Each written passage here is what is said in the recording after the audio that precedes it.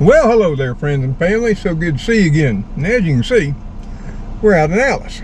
Yeah, and we're going to be taking a little ride and that.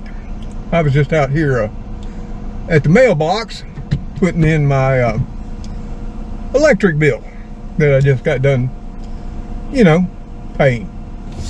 And that's something I wanted to talk about today as we took a little ride to some places that have a little bit to do with my electric power bill in that.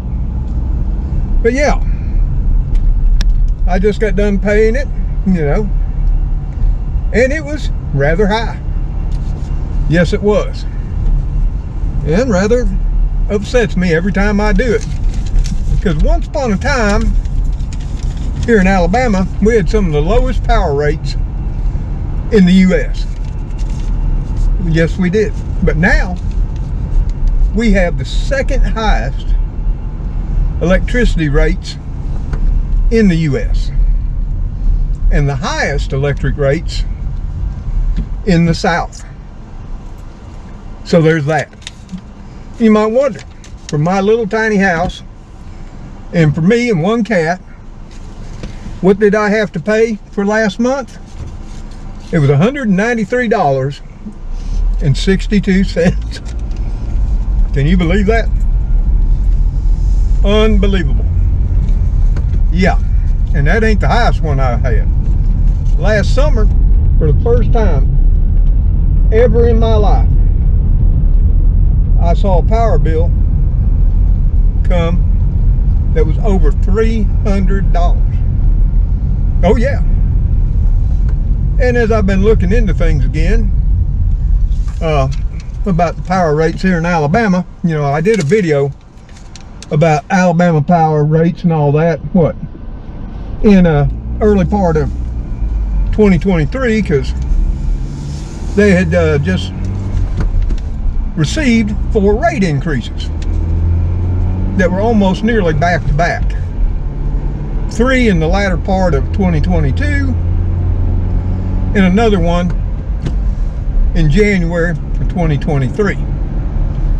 Those 4 rates alone added to the misery here in the state of Alabama. And the first 3, they said, were all about the high price of natural gas, which was true at the time. Natural gas, because of the Ukraine war and Russia cutting off natural gas supply to Europe, yeah, our natural gas rates went through the roof. So that was understandable. But since then, well, by the middle part of 2023, natural gas rates plummeted and actually went back down to the same price as they were in the mid to late 90s. And they've remained at those levels up until here just a week or 2 ago, when Ukraine shut off the pipeline, natural gas pipeline coming out of Russia, going to Europe again, and here go natural gas prices on their way to the sky. But that's not why that over the last year and a half, and now here in 2025, our power rates are so high in Alabama. In fact, there's no actual reason. There was a reason when natural gas prices were so high.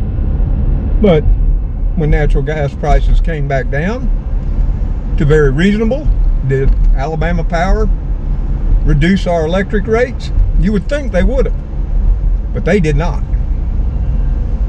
They remain at the same levels that they were when they got the rate increases to compensate them for the extreme prices of natural gas. But my electricity doesn't come from natural gas around here, and we're going to be visiting some of the places that my electricity comes from. I thought that'd be interesting, and of course the ride would calm me down some. I always get pissed when I start dealing with my electric bill. I mean, at night, if I'm not in a room, there's no lights on. At night, I keep a 15 watt light on in the kitchen. I have a little night light on in the bathroom. And that's it. I have a small lamp in my den, where pretty much is where I hang out. You know, and I mean, you've seen my kitchen fully lit up. And yeah, I do that when I'm in there with all of you. Or, you know, when I'm cooking or doing something in there.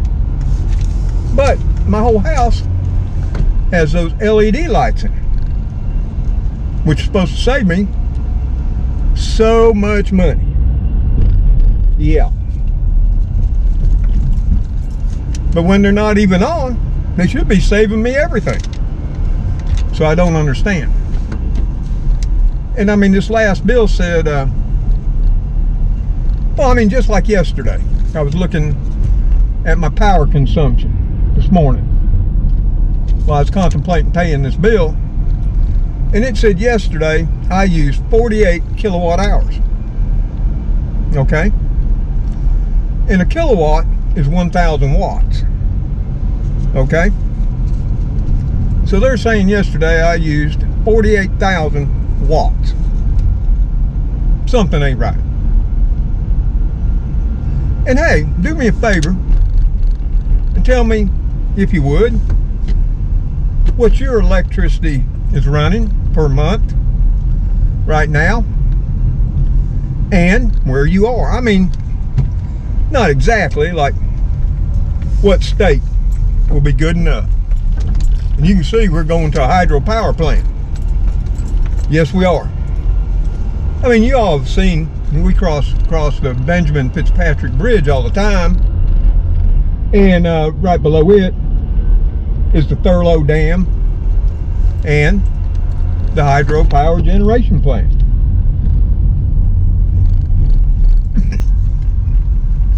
So I thought you just might want to see what that looks like.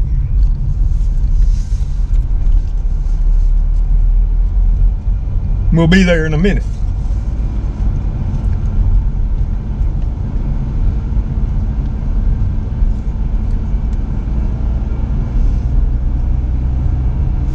But yeah, it would really help me to help me understand why my power rates are the way they are.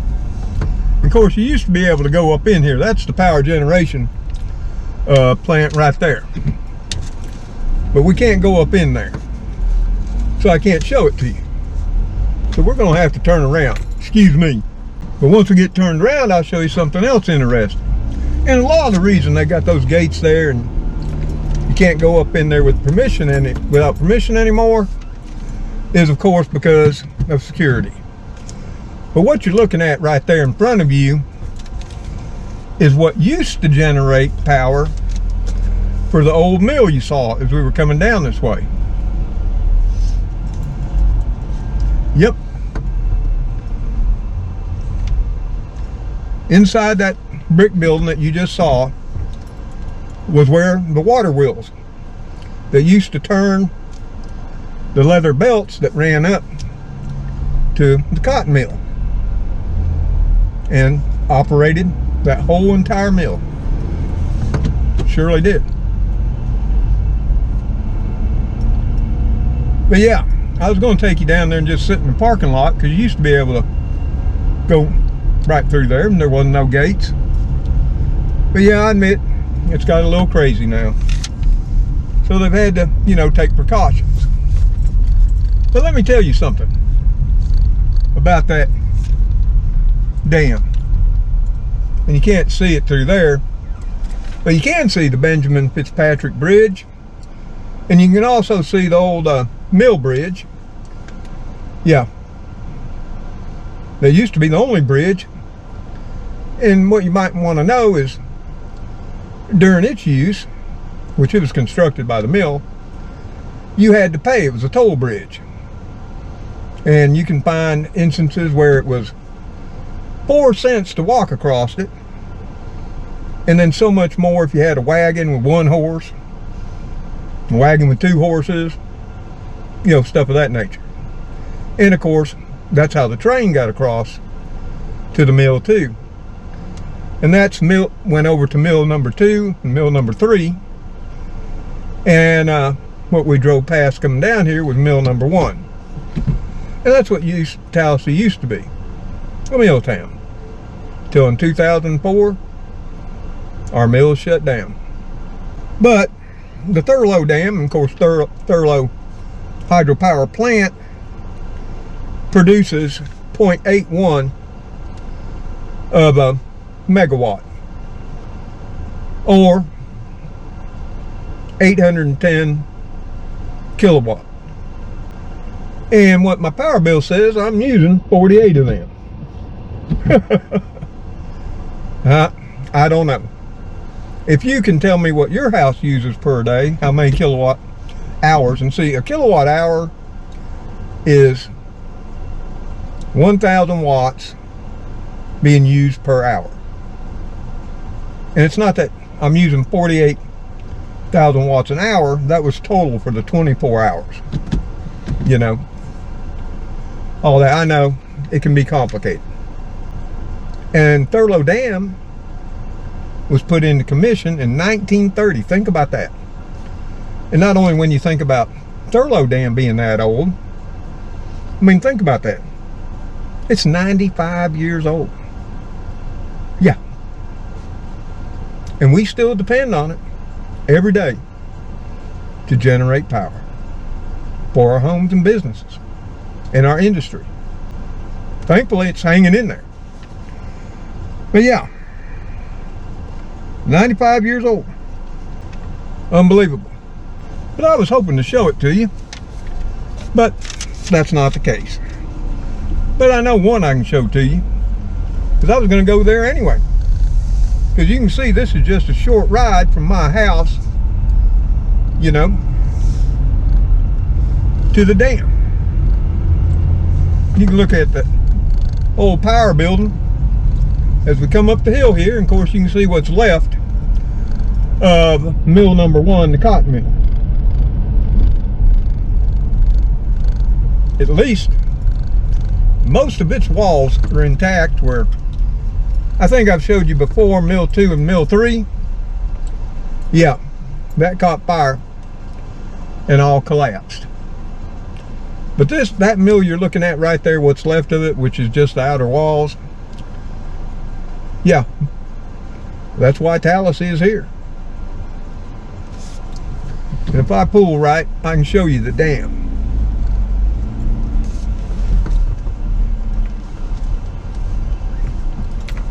And it's not clear to see. We'll back up some.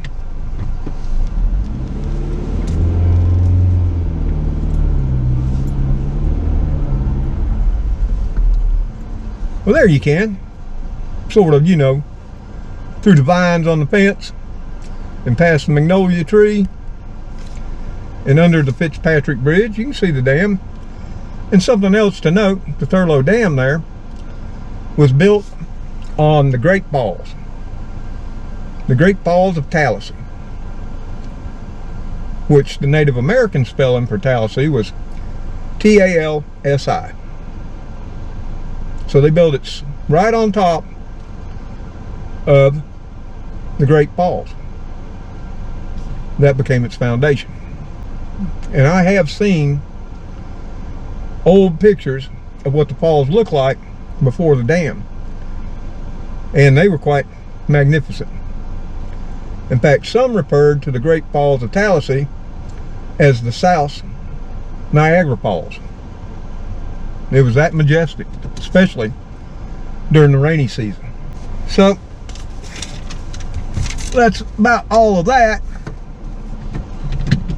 And I just wanted to, you know, take this ride and vent and relax, you know.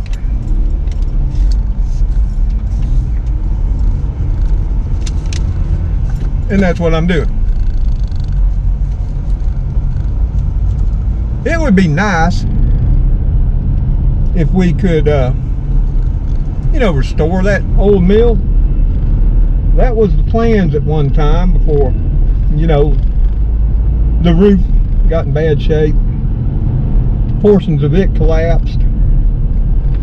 And it just went downhill from there. But that's what we seem to do a lot here in America. We're letting our history just decay away. And if we don't let it decay away, rather than, doing needed repairs and refurbishment, we're just tearing it down. But we'll go visit another dam if y'all want to. And you can look out across the road to Lake Tallahassee right there. We're going to get on out here before somebody gets us. That's sort of a bad place to pull out. And there's our police station. Right there on the right, in case you wanted to know.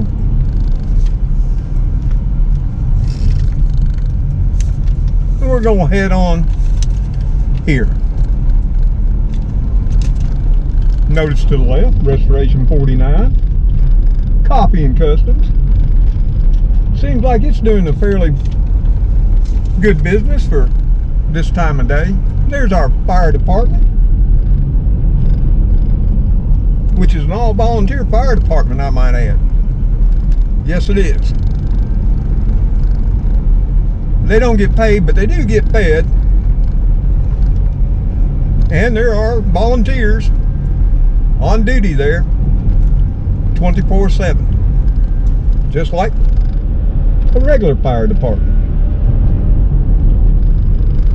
I used to know a lot of volunteer fire departments that were there. They worked with me. Now, they're old like me, so they're not doing it anymore. And you can see it's a beautiful day in my neighborhood. Yeah, it'd be a wonderful day in my neighborhood if we had once more the cheaper power rates in the U.S. like we used to. And there's no good reason why we don't. Oh, Alabama Power gives a whole lot of reasons. And our Public Service Commission will, in lockstep, tell you, oh yeah, they're right. But there you go, they're politicians. They're actually elected to our Public Service Commission. And if I had to guess, and probably dug in it real deep, I can probably tell you who funds their campaigns. Not only Alabama Power, but all other types of utilities in the state and services that they're supposed to be independently regulated and making sure we Alabamians are not getting screwed.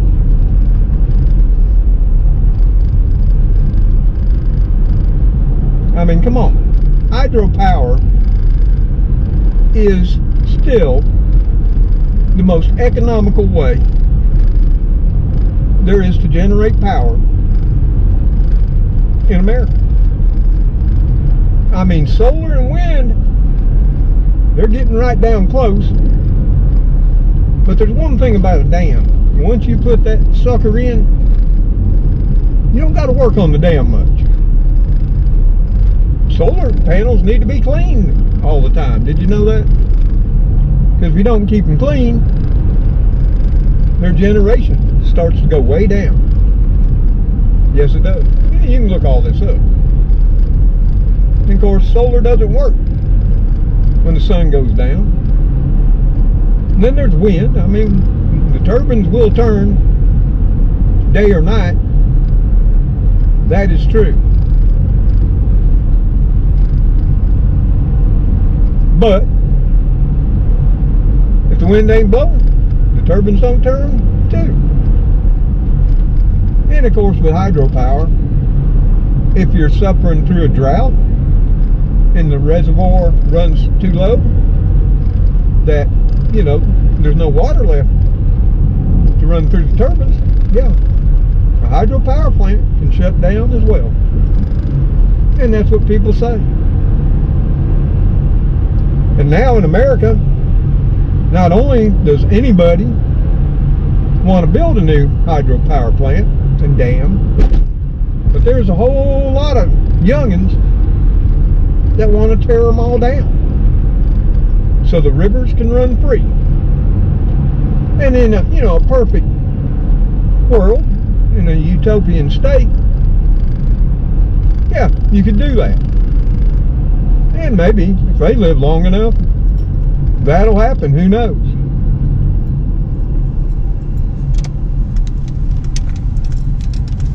So now we're going to go to another Alabama powered dam. As you can see, very close to me. In fact, as the crow flies, it's not very far from the house. You know that big woods I used to walk through off and on all the time, which I haven't done in a while because of my health? Yeah. If I walked through that big woods, I'd come out on the other side of the Tallapoosa River, and I could look up a ways and see the Yates Dam up to the northwest. Well, see, there's no gate here because there are a few other things up this way. Now, I already know the power generation plant and the entrance to the dam has a gate, but this also has a public use area that is provided by Alabama Power, and I'm grateful for that. Me and my family have spent many hours over here fishing, picnicking, going out on the boat. Boy, those were the days. And that's right down here. I'd be shocked if somebody was fishing today. See, they got a little pavilion up there, and somebody's up there parked, hanging out. And boy, my pickup trucks and my boat has been parked many afternoons and early mornings before dawn in this parking lot. Now, I don't know if we can see the dam from this vantage point. I might have to take you out on the dock. But yeah, we'll just back up a little bit so we can look out on the lake, okay?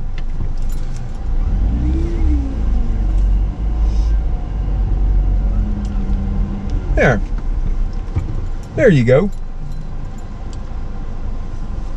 It's beautiful out here. Now, where Thurlow Dam backs up the Tallapoosa River, that's Lake Tallahassee. See, all of us locals here, we don't call them lakes. Lake Tallahassee, or the Thurlow Reservoir, is what Alabama Power calls it. That's made by the Thurlow Dam that we were just at. That's called the Small Pond. Then up here, this particular lake, Yates Lake and Yates Reservoir, is made by backing up the water on this section of the Tallapoosa River by the Yates Dam. And what's good to know is Thurlow Dam downriver was not the first dam put on the Tallapoosa River. In fact, it was this dam, Yates Lake, formed by Yates Dam, that was put in 1926. It predated the Thurlow Dam. And this has a smaller, even though it's a larger lake, quite considerably larger than Lake Tallahassee, this particular dam only puts out 0.45 of a megawatt, or 452 kilowatts. Not much. A little over half of the size, output wise, as Thurlow is. And then if I were to take you further upriver, which it's quite a ride, I could take you up the Martin Dam, which forms now the second largest lake in the state, and was, when Martin Dam was put in, way back in 1926. I think it went in operation in 1928. It actually formed the largest man-made lake at the time. Yes, it did. Right here in Alabama. And of course, the Hoover Dam took that away from us. Damn that Hoover Dam. But within a short driving distance of my house, which my house is just right over yonder. Well, less than a half a mile from where we are now. You know, if I had a boat stashed over there, I could walk, get in the boat, and be on the lake. Wouldn't that be wild? But yeah, 3 hydropower dams within just a short distance of my house. One of the cheapest ways to generate power that there is. Except Alabama's charging me 18 cents per kilowatt hour consumed. And that's where I need to ask you for all of y'all's help. How much per kilowatt hour are you being charged where you live in your state? I'd like to know. I mean, you can look up general things and averages and what these different sites publish about what people are paying in other states. But what I found is that's not reality. Not at all. So by you letting me know, I can judge how bad Alabama Power's screwing us here. Now granted, hydropower doesn't produce all the power for Alabama Power. But it is up to what they say 31%. And 60-some% is produced by natural gas, which is still very inexpensive. But it's going up every day because, yeah, of Ukraine. When will that ever go away? But even if it did, and natural gas prices stabilized and stayed the same as they were in the 1990s, what I'm seeing is it wouldn't make a bit of difference. The power company's not going to go request a rate reduction, and apparently our Public Service Commission people are not going to mandate and reduce their rates. Therein lies why I think something's up. Somebody's bought somebody. And over the course of this year, Mr. Tom is going to dig as deep as he can into that. I don't know how much I'll share. And I'm going to go to the governor with it and see what they will do. I wonder what. But yeah, that's why I wanted to take a ride.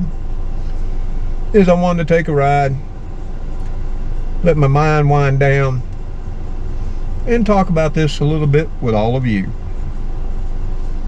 How are you coping? Are your electric bills going sky high?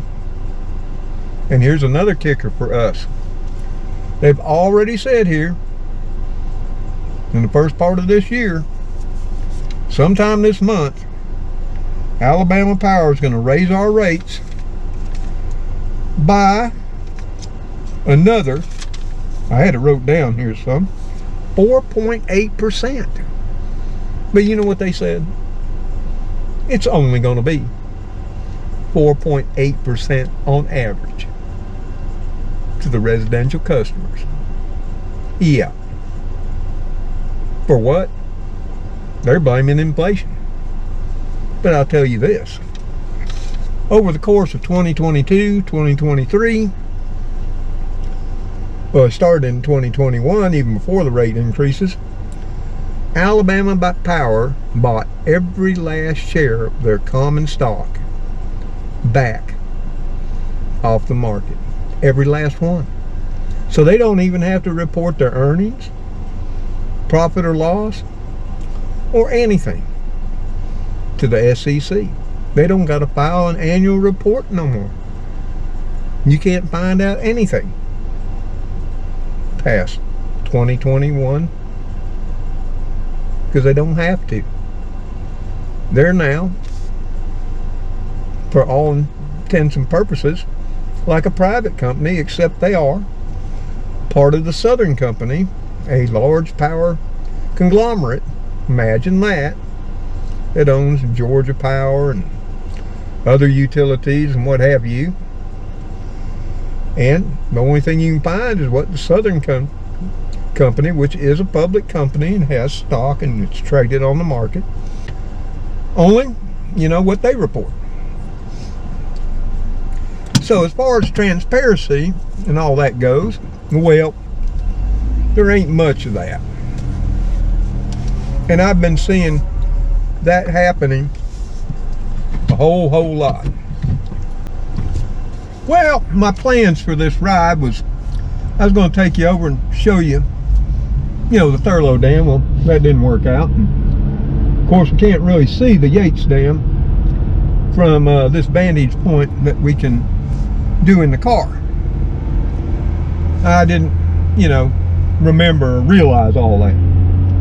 I have grand plans for this video, an episode of Mr. Tom's Neighborhood. That's one thing I'll say about grand plans for a video and episode.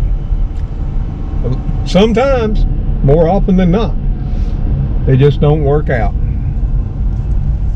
the way you planned. Such is the case on this one.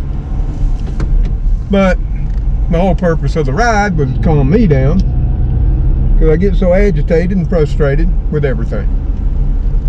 I mean, yeah, everything's gone up like crazy, and we've allowed it to. I wonder what it's going to take to get Americans off the couch and in the street. How much more can we take? Do you ask yourself that? Because I do. I don't know. There was a time in our lifetimes when far less than what we're enduring now would have pissed us off, and we would have marched and done something about it. What happened to us? Where did those people go?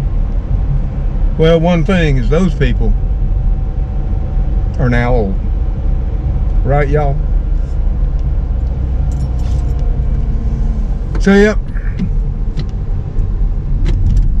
I think I'll just head on back to the house. Yeah. Because it's getting close to supper time. And I'm going to have to come up with a meal. Of course, that's one place. I guess we can still all cut back. I know I will. I'm eating out of freezers for the most part. Out of my pantry. I mean, you see my grocery hauls. I mean, they're really not hauls. Nope. They're not. But I can take the little bit I buy with what I still have, and I can get through. And I'm good with that. I'm happy. I mean, I'm not suffering. I have good stuff to eat.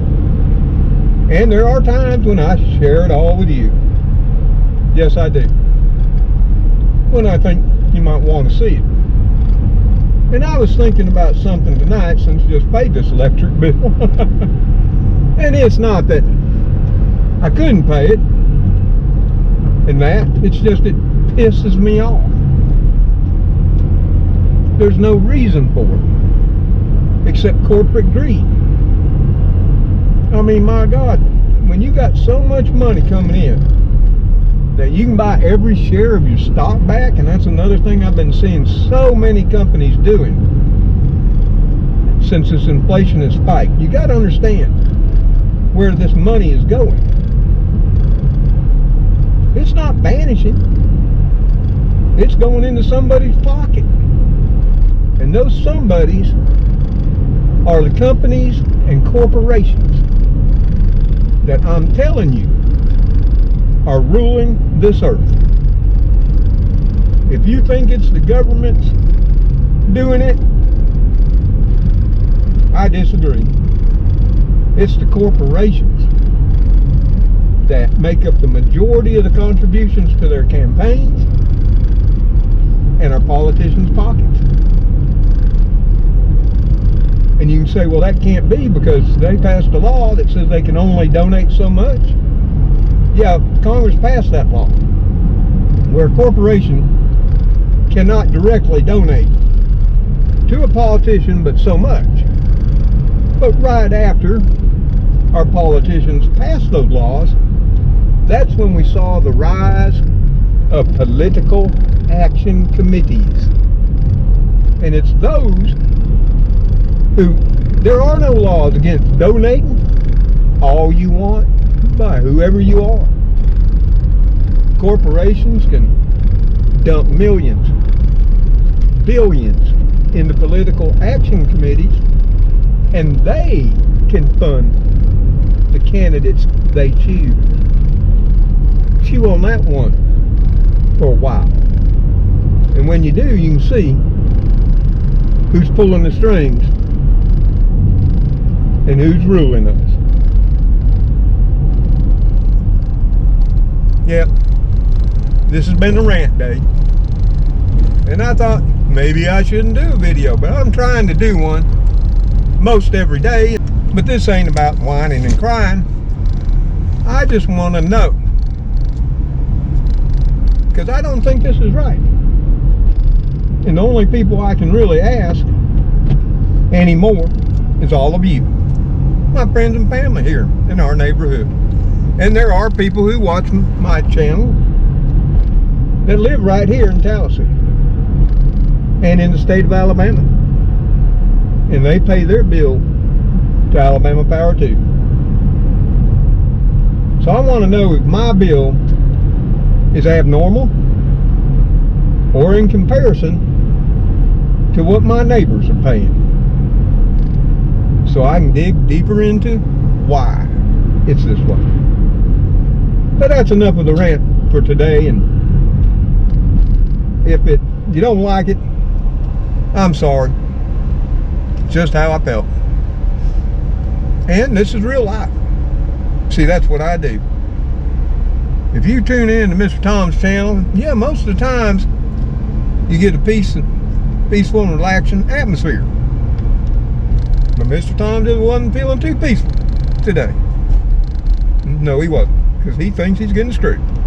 And I've been feeling that way for some time now. But hey, until we see y'all on the next video and episode of Mr. Tom's Neighborhood, y'all take care out there. Stay safe.